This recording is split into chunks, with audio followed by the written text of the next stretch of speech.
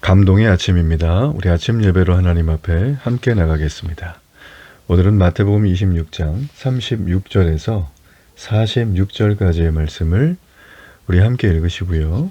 하나님 말씀을 나누겠습니다.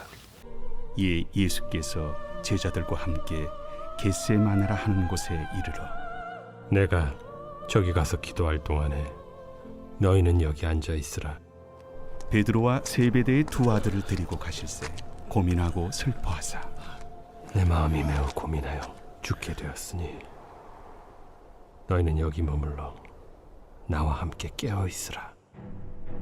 조금 나아가사 얼굴을 땅에 대시고 엎드려 기도하여 이르시되 내 아버지여, 만일 할만하시거든 이 잔을 내게서 지나가게 하옵소서. 그러나 나의 원대로 마시옵고 아버지의 원대로 하옵소서. 제자들에게 오사 그 자는 것을 보시고 베드로에게 말씀하시되 너희가 나와 함께 한 시간도 이렇게 깨어 있을 수 없더냐. 시험에 들지 않게 깨어 기도하라. 마음에는 원이로되 육신이 약하도다. 다시 두 번째 나아가 기도하여 이르시되 내 아버지여, 만일 내가 마시지 않고는 이 잔이 내게서 지나갈 수 없거든 아버지의 원대로 되기를 원하나이다 하시고 다시 오사 보신즉 그들이 자니 이는 그들의 눈이 피곤함일러라. 또 그들을 두시고 나아가 세 번째 같은 말씀으로 기도하신 후 이에 제자들에게 오사 이제는 자고 쉬라. 보라, 때가 가까이 왔으니 인자가 죄인의 손에 팔리느니라. 일어나라, 함께 가자. 보라, 나를 파는 자가 가까이 왔느니라. 예수님은 지금 마지막까지 제자들과 함께 있으면서 두 가지의 부탁을 하는 장면이 나타납니다. 지금까지 예수님은 제자들에게 하나님 나라의 권능으로 놀라운 것들을 보여주시고 또 감당해 오셨습니다.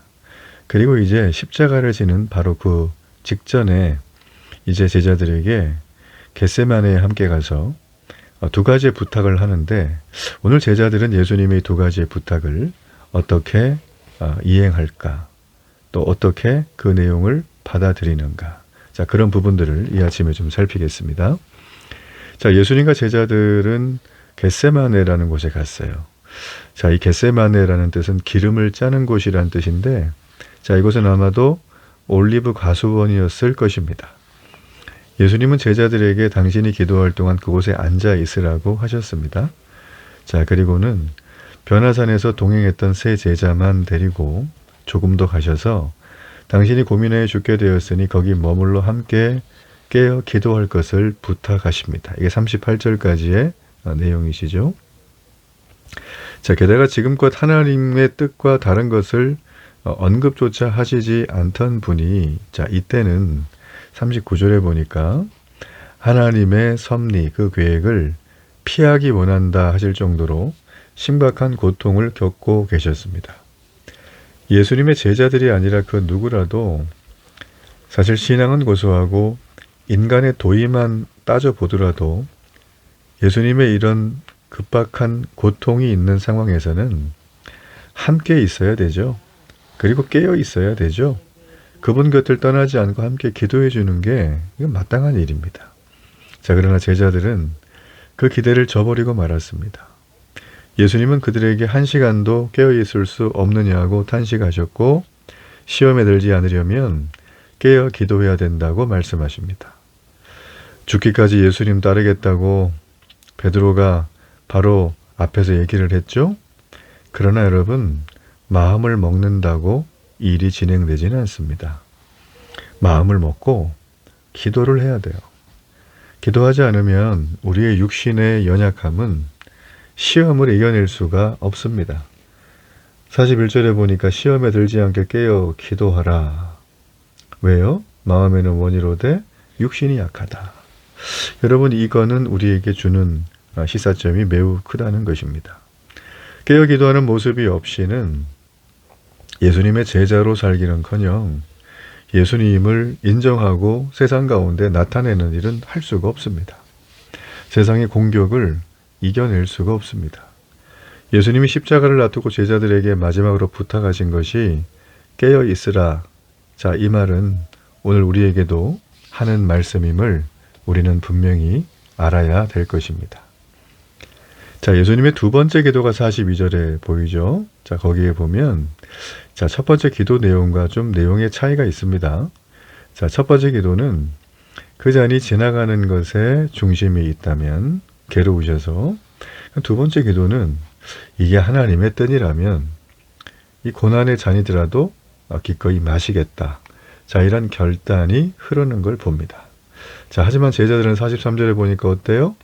예, 잠에 빠져서 그냥 아무런 그냥 육신의 약함으로 넘어져 있죠.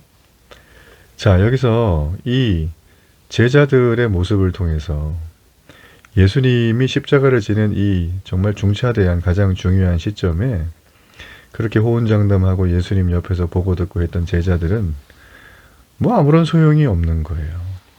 자, 이쯤 되면 예수님은 괘씸하시니까 혼도 내고 그럴 수 있는데 예수님은요, 이제는 자고 쉬라. 제자들에게 기도를 다 마치고 이렇게 얘기하는 거예요. 자, 이 얘기는 뭘까요? 예, 그럼에도 불구하고 너희를 내가 책임지리라. 그럼에도 사랑이라는 뜻이죠. 제자들은 잠만 잤어요. 예, 예수님만 혼자 기도하셨죠. 그 안식을 지금 주고 계시는 걸 보면 참 놀랍습니다. 자, 그리고 함께 깨어 기도하지 못한 제자들에게 39절에 보면 일어나라 함께 가자고 말하고 있습니다. 예수님이 제자들에게 요청하셨던 건 다른 것이 아니라 깨어 기도함으로 나를 도우라는 거였어요. 그렇죠? 예수님도 함께 기도할 사람이 필요하셨다는 거예요. 자, 그러면 우리에게도 당연히 함께 기도해 줄 사람이 필요합니다. 우리가 교회에서 양육이나 훈련을 받을 때 나를 위해 기도해 줄 중보기도자 3명 이상을 세워 주십시오 라고 이렇게 부탁하는 가이드라인이 있습니다. 그건 왜 그럴까요? 바로 여기서 모범이 나온 거예요. 우리를 위해 기도하는 사람이 있다는 건 정말 영적 전쟁에서 승패를 가르는 핵심적인 요소라고 할 수 있습니다. 우리가 그렇게 기도를 받았다면 우리 역시 도움을 주는 그들을 위하여, 그 교회를 위하여 우리가 기도해야 될 필요가 있다라는 거죠. 자, 그래서 우리가 예수님의 제자라면 영적인 상황을 날마다 아주 민감하게 분별하고 깨어 기도하는 사람으로 되어져야 합니다. 자, 45절에 보니까 이제 예수님은 이제 쉬라고 말합니다. 이 얘기는 뭘까요? 제자들의 시간은 끝났어요. 이제는 잘 수 있는 시간이 됐습니다. 자, 하지만 그게 결코 자유가 아니었죠. 자, 성도의 삶에는 여러 가지 제한이 있어요. 공동체와의 관계, 또 예배, 헌금, 봉사와 헌신, 참 많은 일을 감당해야 됩니다. 자, 이것에서 이게 너무 무거우니까 그냥 난 좀 벗어나고 싶어 라고 이렇게 한다면 우리가 어떻게 될까요? 우리의 마음대로 자유롭게 하나님을 믿고 따를 수 있을까요? 이사야 53장에 보면 아마도 자신의 욕심과 게으름으로 망할 것이라고 말합니다. 여러분, 우리 인생에 하나님 말씀을 듣고 배울 수 있는 기회는 그리 많지 않습니다. 언제든지 올 수 있다라고 호언장담하지만 전 그런 분들 중에 오는 사람 한 번도 못 봤어요. 다 엎어지고 다리 부러지고 눈물 나고 인생의 고통이 절절하게 있을 때 엎침대 덮친 격으로 설상가상으로 숨도 못 쉬게 하나님이 날 몰아붙일 때 그때 들어오세요. 그때 오셔가지고 귀도 잘 안 들리고 눈도 잘 안 보이고 걷는 것도 힘들고 몸도 역하고 여러 가지 상황들 때문에 정말 더 하나님께 예배하고 섬기고 또 봉사하고 하고 싶어도 못 하시는 거예요. 눈물 흘리시면서 목사님, 제가 예전에 하나님의 그런 부르심을 받았는데 계속 제가 불순종하다 이제 한다고. 여러분, 그러므로 지금 하나님 말씀을 듣고 예배할 수 있고 사랑하는 몸된 교회를 섬길 수가 있다면 여러분 그게 세상에서 가장 큰 축복임을 기억하길 바랍니다. 우리가 구하는 것들 늘 바뀌고 아무리 구해도 이루어지지 않는 것들이 태반일 거예요. 여러분 그런 걸로 하나님이 나를 사랑하느냐 사랑하지 않느냐 자 이런 무리수를 두는 연약한 신앙에서 벗어나길 바라요.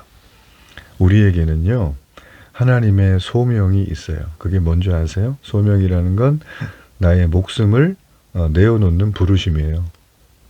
하나님은 그렇게 순종하는 자들에게 권능을 주십니다. 우리의 삶은 고대입니다. 예수님을 따르는 제자의 길은 좁고 험합니다. 그렇다고 우리는 내가 자유롭게 편하게 하는 길로만 가서는 안 됩니다. 우리 육신의 한계, 연약함이 오늘 제자들처럼 나타나기 때문이죠. 오늘 우리는 믿음이 장성한 자로 예수님의 말씀을 따라 오늘도 걸어가는 놀라운 깨어 기도하며 준비하는 하나님의 귀한 성도들이 되기를 주의 이름으로 축복합니다. 결단의 기도를 드립니다. 살아계신 아버지, 오늘도 하나님 앞에 깨어 기도하며 우리 주님의 십자가를 나도지고 감사와 기쁨으로 주님 주시는 부르심 앞에 권능으로 행하여 하나님의 영광을 돌리게 하소서. 예수님 이름으로 기도합니다. 아멘.